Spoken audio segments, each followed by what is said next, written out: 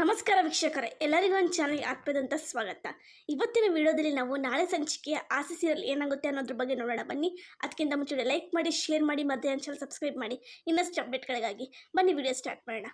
ಆಸೆ ಸೀರಿಯಲ್ ನಾಳೆ ಸಂಚಿಕೆಯಲ್ಲಿ ಮನೋಜ್ ಮನೆಗೆ ಸೂರ್ಯನ ಫ್ರೆಂಡ್ ಬರ್ತಾರೆ. ಮದುವೆ ಇನ್ವಿಟೇಷನ್ ಕಾರ್ಡ್ ಕೊಡೋಕ್ಕೆ ಸೂರ್ಯನ ಫ್ರೆಂಡ್ ಬಂದಿರ್ತಾರೆ. ಆಗ ಸೂರ್ಯ ಹೇಳ್ತಾನೆ, ಬಾರಪ್ಪ ಚೆನ್ನಾಗಿದ್ದೀಯಾ ಅಂತ ಹೇಳ್ತಾನೆ ಸೂರ್ಯ. ಹಾಗೆ ಮೀನಂಗೆ ಕರೆದು ಮೀನಾ ಕಾಫಿ ಮಾಡ್ಕೊಂಬ ಅಂತೇಳಿ ಮೀನಾಗೆ ಹೇಳ್ತಾನೆ ಸೂರ್ಯ. ಹಾಗೆ ಅಲ್ಲೇ ಹೋಗ್ತಿರ್ತಾನೆ ಮನೋಜ್ನ ನೋಡಿ ಸೂರ್ಯನ ಫ್ರೆಂಡ್ ಹೇಳ್ತಾನೆ, ಅವನು ಮನೋಜ್ ಅಲ್ವಾ, ಜೊತೆಗೆ ಚಿಕ್ಕವರಿದ್ದಾಗ ಕ್ರಿಕೆಟ್ ಎಲ್ಲ ಆಡ್ತಿದ್ವಿ ಅಲ್ವಾ ಅಂತ, ಇವಾಗ ಏನ್ ಕೆಲಸ ಮಾಡ್ತಿದ್ದಾನೆ ಅವನು ಅಂತ ಕೇಳ್ತಾನೆ. ಸೂರ್ಯ ಹೇಳ್ತಾನೆ ಅವನೀಗ ಬಿಸ್ನೆಸ್ ಮಾಡ್ತಿದ್ದಾನೆ ಅಂತ ಹೇಳ್ತಾನೆ ಸೂರ್ಯ. ಆಗ ಸೂರ್ಯನ ಫ್ರೆಂಡ್ ಹೇಳ್ತಾನೆ, ಏನ್ ಬಿಸ್ನೆಸ್ ಅಂತ ಕೇಳ್ತಾನೆ. ಎಲೆಕ್ಟ್ರಾನಿಕ್ ಶೋರೂಮ್ ಇಟ್ಕೊಂಡಿದ್ದಾನೆ. ಸರಿ, ಯಾವ್ದಿದು ಕಾರ್ಡು, ನೀನ್ ಮದ್ವೆ ಆಗ್ತಿದೀಯ ಅಂತ ಕೇಳಿದಾಗ, ಇಲ್ಲ ನಮ್ಮ ಅಣ್ಣಂದು ಅಂತ ಹೇಳ್ತಾನೆ. ಹಾಗಾದ್ರೆ ನೀನು ತುಂಬಾ ಹುಷಾರಾಗಿರ್ಬೇಕು. ಯಾಕೋ ಸೂರ್ಯ ಈಗ ಹೇಳ್ತಿದೀಯ ಅಂತ ಕೇಳಿದಾಗ, ನಿಮ್ಮ ಅಣ್ಣ ಲವ್ ಮಾಡಿದ್ನ ಅಂತ ಕೇಳ್ತಾನೆ. ಹೌದು, ಲವ್ ಮಾಡಿದ, ಅವಳನ್ನ ಬಿಟ್ಟು ಈಗ ನಾವು ನೋಡಿರೋ ಹುಡುಗಿನ ಒಪ್ಕೊಂಡಿದ್ದಾನೆ ಮದ್ವೆ ಆಗಕ್ಕೆ ಅಂತ ಹೇಳ್ತಾನೆ. ಅಲ್ಲೇ ನೋಡು ಪ್ರಾಬ್ಲಮ್ ಬರೋದು, ನನಗೂ ಹೀಗೆ ಆಯ್ತು. ಅಣ್ಣ ಲವ್ ಮಾಡಿದ ಹುಡುಗಿನ ಬಿಡೋಕ್ಕಾಗ್ದೇನೆ ಕಲ್ಯಾಣ ಮಂಟಪದಿಂದ ಓಡೋದ. ಆದ್ರೆ ಅದೇ ಹುಡುಗಿನ ತಂದು ನನ್ ತಲೆ ಕಟ್ಬಿಟ್ಟು ಈಗ ನಾನ್ ಅನ್ಭವಿಸ್ತಿದೀನಿ. ಏನ್ ಹೇಳ್ತಿದೀಯ ಮಗ ಅಂತ ಫ್ರೆಂಡ್ ಹೇಳಿದಾಗ, ಹೌದು ಮಗ, ಹುಷಾರಾಗಿರು, ನೀನು ಅನ್ಬಹುದು ಮಾತು ಇದು ಅಂತ ಹೇಳ್ತಾನೆ ಸೂರ್ಯ.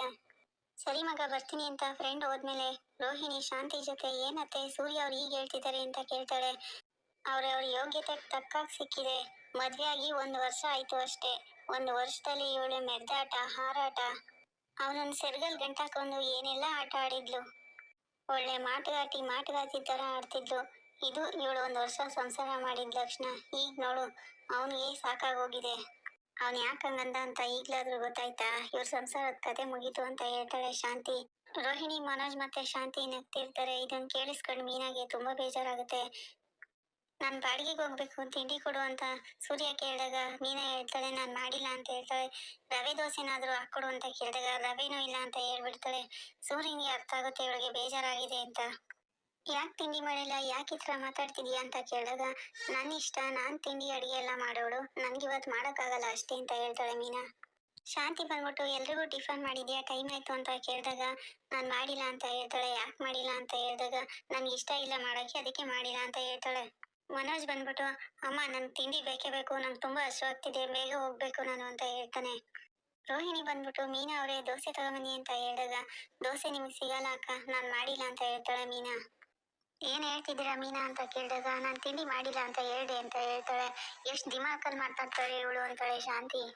ರೋಹಿಣಿ, ಮನೋಜ್ಗೆ ತುಂಬಾ ಹಸುವಾಗುತ್ತೆ, ಅರ್ಜೆಂಟ್ ಹೋಗ್ಬೇಕು, ಕೆಲ್ಸ ಇದೆ ಅವ್ರಿಗೆ, ಗೊತ್ತಿಲ್ವಾ ನಿಮ್ಗೆ ಅಂತ ಹೇಳಿದಾಗ, ನಾನ್ ಅಡಿಗೆ ಮಾಡ್ಕೋಬೇಡಿ ಅಂತ ಏನಾದ್ರು ಹೇಳಿದ್ನಾ? ನನ್ಗೆ ಇವತ್ ಮಾಡಕ್ ಆಗಲ್ಲ ಅಷ್ಟೇ. ಫ್ರಿಡ್ಜ್ ಅಲ್ಲಿ ಜ್ಯೂಸ್ ಇದೆ, ಬೇಕಾದ್ರೆ ತಗೊಳ್ಳಿ. ನಾನು ಏನಾದ್ರು ಅಡಿಗೆ ಮನೆಯಲ್ಲಿ ಏನಾದ್ರು ರೆಸ್ಟ್ರಿಕ್ಷನ್ ಹಾಕಿದೀನ ಅಂತ ಹೇಳ್ತಾಳೆ. ಇದನ್ನ ಮೊದ್ಲೇ ಹೇಳ್ಬೇಕಲ್ವಾ, ನಾವು ಆನ್ಲೈನ್ ಅಲ್ಲಿ ಆರ್ಡರ್ ಮಾಡ್ಕೋತಿದ್ವಿ ಅಂತ ರೋಹಿಣಿ ಹೇಳಿದಾಗ, ಅಲ್ಲಿ ಕುತ್ಕೊಂಡು ಏನೇನೋ ಮಾತಾಡ್ತಿದ್ರಲ್ಲ, ಇವಾಗ ಆರ್ಡರ್ ಮಾಡ್ಕೊಳ್ಳಿ, ಏನಾರು ಮಾಡ್ಕೊಳ್ಳಿ ಅಂತ ಹೇಳಿ ಮೀನಾ ಹೋಗ್ತಿರ್ತಾಳೆ. ಶಾಂತಿ ಹೇಳ್ತಾಳೆ, ಇವಳೇನು ಅಡಿಗೆ ಮಾಡೋಣ ಅಂತ ಹೋಗ್ತಾನೆ ಇದ್ದಾಳೆ, ಇವನ್ ನೋಡಿದ್ರೆ ಸುಮ್ನೆ ನಿಂತಿದ್ದಾನೆ ಅಂತ ಸೂರ್ಯನ್ಗೆ ಹೇಳ್ತಿರ್ತಾರೆ. ಮನೋಜ್ ಬಂದ್ಬಿಟ್ಟು, ಊಟ ತಿಂಡಿ ಇಲ್ಲೇನೋ ಬಿಸ್ನೆಸ್ ಹೇಗೋ ಮಾಡ್ಲಿ, ನನ್ ಡೀಲರ್ ಹತ್ರ ಮಾತಾಡ್ಬೇಕು, ಬಿಸ್ನೆಸ್ ಮ್ಯಾನ್ ನಾನು ಅಂತ ಹೇಳ್ತಿರ್ಬೇಕಾದ್ರೆ ಸೂರ್ಯ, ಸುಮ್ನೆ ನಿಂತ್ಕೊಳ್ಳೋ ಅಂತ ಹೇಳ್ತಾನೆ. ಇವನೊಬ್ಬ ಅಂತ ಹೇಳಿ ಮೀನಾ, ಯಾರಾದ್ರೂ ಏನಾದ್ರೂ ಅಂದೇನಮ್ಮ ಅಂತ ಕೇಳ್ತಾನೆ. ಮೀನಾ ಶಾಂತಿ ಮತ್ತೆ ರೋಹಿಣಿ ಮನೋಜ್ನ ಗುರಾಯಿಸ್ಬಿಟ್ಟು ಸುಮ್ನಾಗ್ತಾಳೆ. ಶ್ರುತಿ ಬಂದ್ಬಿಟ್ಟು, ಏನ್ ನಡೀತಾ ಇದೆ ಇಲ್ಲಿ ಅಂತ ಹೇಳಿದಾಗ ರವಿ, ಅದ್ಕೆ ಏನ್ ಮಾಡಿದೀರಾ ಸ್ಪೆಷಲ್ ಅಂತ ಹೇಳ್ತಾನೆ. ಖಾಲಿ ಪಾತ್ರೆ ಬಿದ್ದಿದೆ, ಏನು ಇಲ್ಲ ಅಂತ ಶಾಂತಿ ಹೇಳಿದಾಗ ರವಿ, ಅದ್ಕೆ ಮತ್ತೆ ಹುಷಾರಿಲ್ವಾ ನಿಮ್ಗೆ ಅಂತ ಹೇಳಿದಾಗ ಶ್ರುತಿ ಹೇಳ್ತಾಳೆ, ಮೀನಾ ಅವ್ರೆ ರೆಸ್ಟ್ ತಗೊಳ್ಳಿ ನೀವು ಅಂತ ಶ್ರುತಿ ಹೇಳ್ತಾಳೆ. ಆಗ ಮೀನಾ ಹೇಳ್ತಾಳೆ, ಮನಸ್ಸು ಸರಿ ಇಲ್ಲ ಅಷ್ಟೇ, ನಾನ್ ಚೆನ್ನಾಗೇ ಇದ್ದೀನಿ ಅಂತ ಹೇಳಿದಾಗ ಶಾಂತಿ ಹೇಳ್ತಾಳೆ, ಮಹಾರಾಣಿ ಆಗ್ಬಿಟ್ಟಿದ್ದಾಳೆ ಈಗ, ಅದಕ್ಕೆ ಅವಳು ಮನೇಲಿ ಏನ್ ಕೆಲ್ಸನೂ ಮಾಡಲ್ಲ, ತಿಂಡಿನೂ ಮಾಡಲ್ಲ ಅಂತ ಈಗ ನಿಂತಿದ್ದಾಳೆ ಅಂತಾಳೆ.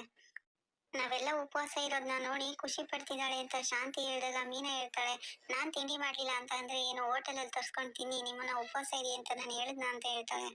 ಏನ್ ಎಲ್ರಿಗೂ ಹೋಟ್ಲಲ್ಲಿ ತಿನ್ನಿ ಅಂತ ನಮ್ಗೆ ಆರ್ಡರ್ ಮಾಡ್ತಿದೀಯ ಅಂತ ಶಾಂತಿ ಹೇಳಿದಾಗ, ನಾನು ಯಾರಿಗೂ ಆರ್ಡರ್ ಮಾಡ್ತಿಲ್ಲ, ಆದ್ರೆ ನೀವುಗಳೇನೆ ಸಮಯಕ್ಕೆ ಸರಿಯಾಗಿ ತಿಂಡಿ ಕೊಡಿ, ಊಟ ಕೊಡಿ ಅಂತ ನನಗ್ ಆರ್ಡರ್ ಮಾಡ್ತಿದ್ದೀರಾ. ನಾನು ಇವತ್ತು ಟೈಮ್ ಸರಿಯಾಗಿ ತಿಂಡಿ ಊಟ ಏನು ಮಾಡಕ್ಕಾಗಲ್ಲ ಅಂತ ಮೀನಾ ಹೇಳಿದಾಗ ರೋಹಿಣಿ ಹೇಳ್ತಾಳೆ, ಇದನ್ನೇ ಮೊದ್ಲೇ ಹೇಳಿದ್ರೆ ನಾವು ಹೋಟೆಲ್ನಲ್ಲಾರು ಆರ್ಡರ್ ಮಾಡ್ಕೋತಿದ್ವಿ ಅಂತ ಹೇಳಿ ಅಲ್ಲಿಂದ ಮನೋಜ್ ಮತ್ತೆ ರೋಹಿಣಿ ಹೋಗ್ತಾರೆ.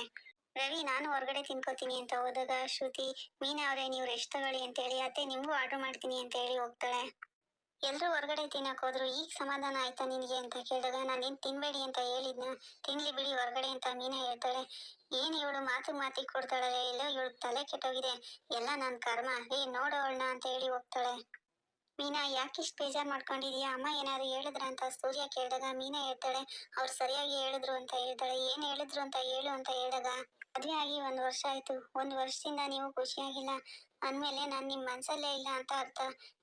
ನಾನ್ ಯಾವಾಗ ಆತರ ಹೇಳಿ ಅಂತ ಸೂರ್ಯ ಹೇಳಿದಾಗ, ನಿಮ್ ಫ್ರೆಂಡ್ ಜೊತೆ ಹೇಳ್ತಿದ್ರಲ್ಲ, ನಿಮ್ಮ ಅಣ್ಣ ಮದುವೆ ಮಂಟಪದಿಂದ ಎದ್ದು ಓಡೋದ್ರು, ನಿಮ್ಮ ಅಜ್ಜಿ ಮತ್ತೆ ನಿಮ್ ತಂದೆ ಸೇರಿ ನನ್ನನ್ನ ನಿಮಗ್ ಗಂಟಾಕಿದ್ರು, 1 ವರ್ಷದಿಂದ ಅನುಭವಿಸ್ತಿದೀನಿ ಅಂತ ಅನುಭವದ ಮಾತು ಅಂತ ಬೇರೆ ಹೇಳಿದ್ರಲ್ಲ ನಿಮ್ ಫ್ರೆಂಡ್ ಜೊತೆ, ಇನ್ನೇನ್ ಬೇಕು ಅಂತ ಮೀನಾ ಕೇಳ್ತಾಳೆ. ನನ್ ಜೊತೆ ನಿಮ್ಗೆ ಕಷ್ಟ ಆಗ್ತಿದೆ, ನಾನ್ ನಿಮ್ ಮನ್ಸಲ್ಲಿಲ್ಲ ಅಂದ್ಮೇಲೆ ನೀವ್ ಯಾಕ್ರಿ ನನ್ ಜೊತೆ ಹೀಗೆ ಖುಷಿಯಾಗಿರೋ ತರ ನಾಟಕ ಮಾಡ್ತಿದ್ದೀರಾ, ಕಷ್ಟಪಟ್ಟು ಯಾಕೆ ಸಂಸಾರ ಮಾಡ್ಬೇಕು ಅಂತ ಮೀನಾ ಕೇಳಿದಾಗ ಸೂರ್ಯ ಹೇಳ್ತಾನೆ, ಮೀನಾ ನಾನ್ ಮನೋಜನ್ ಬಗ್ಗೆ ಹೇಳಿದ್ದು, ನೀನ್ ಯಾಕೆ ಇಷ್ಟೊಂದು ತಲೆ ಕೆಡಿಸ್ಕೊಂಡಿದೀಯ ಅಂತ ಕೇಳ್ತಾನೆ.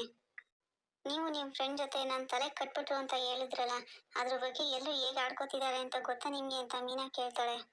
ಅದನ್ನ ಕೇಳಿ ನನ್ ಮನ್ಸಿಗೆ ಎಷ್ಟು ಕಷ್ಟ ಆಯ್ತು ಗೊತ್ತಾ ಅಂತ ಕೇಳಿದಾಗ ಸೂರ್ಯ ಹೇಳ್ತಾನೆ, ಇಷ್ಟಕ್ಕೆಲ್ಲ ಇಷ್ಟೊಂದು ಬೇಜಾರ್ ಮಾಡ್ಕೊಂಡ್ರೆ ಆಗುತ್ತಾ ಮೀನಾ, ಸಣ್ಣ ಸಣ್ಣ ಮಾತಿಗೆಲ್ಲ ಈ ತರ ಆಡ್ತಿದೀಯಲ್ಲ ಅಂತ ಹೇಳಿದಾಗ, ಯಾರ ಮನ್ಸಿಗೆ ಏನ್ ಕಷ್ಟ ಆದ್ರೂ ಪರವಾಗಿಲ್ಲ, ನೀವು ಗಂಟೆಗೊಂಥರ ಮಾತಾಡಿ ಅಂತ ಮೀನಾ ಹೇಳ್ತಿರ್ಬೇಕಾದ್ರೆ ಸೂರ್ಯ ಹೇಳ್ತಾನೆ, ನಿನ್ ಮದ್ವೆ ಆದ್ಮೇಲೆ ನಾನು ಎಲ್ಲಾನು ಬಿಟ್ಟು ನಿನ್ ಜೊತೆಲೆ ನೀನ್ ಹೇಳ್ದಕ್ ಕೇಳ್ಕೊಂಡಿದೀನಿ, ನೀನ್ ಏನೇನೋ ಅರ್ಥ ಮಾಡ್ಕೊಂಡು ನೀನ್ ಅರ್ಥ ಇಲ್ದಿರೋ ಮಾತುಗಳಿಗೆ ನಾನು ಉತ್ತರ ಕೊಡಕ್ಕಾಗಲ್ಲ, ನನಗೆ ಊಟನೂ ಹಾಕಿಲ್ಲ, ನಾನು ಹೊಡ್ತಾ ಇದ್ದೀನಿ ಬಾಡಿಗೆ ಅಂತ ಹೇಳಿ ಹೋಗ್ತಾನೆ. ಮೀನಾ ಬೇಜಾರ್ ಮಾಡ್ಕೊಂಡು ಯೋಚನೆ ಮಾಡ್ತಿರ್ಬೇಕಾದ್ರೆ ಅವ್ರ ಅಮ್ಮ ಫೋನ್ ಮಾಡ್ತಾರೆ. ಮೀನಾ ನನ್ನನ್ನ ಅವ್ರ ತಲೆ ಕಟ್ಟಿದಿರಲ್ಲ, ಅವ್ರು ಕಷ್ಟ ಪಡ್ತಿದ್ದಾರೆ ಅಂತ ಹೇಳ್ತಿರ್ಬೇಕಾದ್ರೆ, ಯಾಕೆ ಮೀನಾ ಏನಾಯ್ತು ಈಗೆಲ್ಲ ಯಾಕೆ ಮಾತಾಡ್ತಿದೀಯ ಅಂತ ಅವ್ರ ಅಮ್ಮ ಕೇಳ್ತಾರೆ. ಮಂಜ ಬಂದ್ಬಿಟ್ಟು ಅವ್ನ್ ಮೊದ್ಲೇ ದೊಡ್ಡ ಕುಡ್ಕ, ಅವನ್ಗೆ ನಮ್ಮ ಅಕ್ಕನ್ ಕೊಟ್ಟಿದ್ದೀರಾ, ನಾನ್ ಎಷ್ಟ್ ಹೇಳಿದ್ರು ಕೇಳ್ತಲ್ಲ ನೀವು, ಅವ್ನ್ ಸರಿ ಇಲ್ಲ ಅಂತ ಹೇಳಿದ್ರು ಅವನನ್ನೇ ನಂಬ್ತೀರಾ, ನೋಡಿ ಈಗ ಅನ್ಭವಿಸ್ತಿದ್ದಾಳೆ ಅವಳು ಅಂತ ಹೇಳ್ತಾನೆ. ಸುಮ್ನಿರೋ, ಎಲ್ಲದಕ್ಕೂ ಮಧ್ಯೆ ಮಾತಾಡ್ಬೇಡ ನೀನು ಅಂತ ಹೇಳಿ ಕನಕ ರೇಗ್ತಾಳೆ. ಸೂರ್ಯ ಬೇಜಾರ್ ಮಾಡ್ಕೊಂಡು ಗ್ಯಾರೇಜ್ ಹತ್ರ ನಿಂತಿರ್ಬೇಕಾದ್ರೆ ಸ್ವಲ್ಪ ದುಡ್ಡು ಕೊಡು ಅಂತ ಅವ್ರ ಫ್ರೆಂಡ್ ಕೇಳಿದಾಗ ಸೂರ್ಯ ರೇಗ್ಬಿಡ್ತಾನೆ.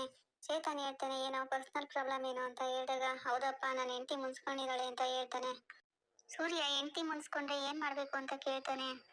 ವಾರಕ್ಕೊಂದಿನ ಅವ್ರಿಗೆ ಸ್ವೀಟ್ಸು, ಅವ್ರಿಗೆ ಇಷ್ಟ ಆಗುವಂತ ಮಲ್ಲಿಗೆ ಹೂವು ಎಲ್ಲ ತಗೊಂಡೋಗ್ ಕೊಟ್ರೆ ಅವರೇ ತೃಪ್ತಿಯಿಂದ ಆನಂದವಾಗಿ ಇರ್ತಾರೆ ಅಂತ ಹೇಳ್ತಾನೆ.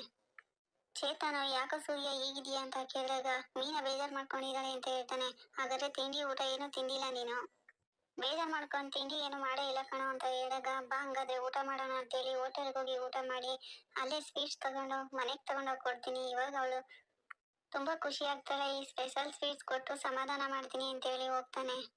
ರಂಗನಾಥರು ಮನೆಗ್ ಬಂದು 1 ಲೋಟ ನೀರ್ ತಗೊಂಡ್ ಬಮ್ಮ ಮೀನಾ ಅಂತ ಕೇಳಿದಾಗ ಶಾಂತಿ ಅವಳು ಮನೇಲಿಲ್ಲ ಅಂತ ಹೇಳಿ ನೀರ್ ತಂದು ಕೊಡ್ತಾಳೆ.